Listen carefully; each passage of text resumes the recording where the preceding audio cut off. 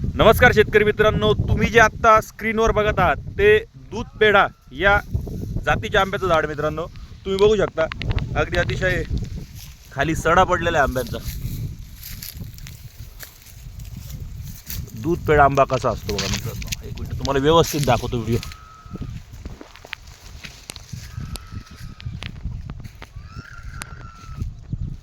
हे बघा मित्रांनो, दूध पेढा आंबा.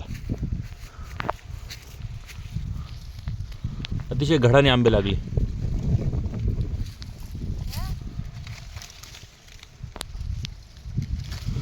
मित्रांनो, याची चव कशी असते तर मी देखील याची अजून चव घेतलेली नाही. तर यावर्षी प्रथमच तो जास्त प्रमाणात आलेला आहे.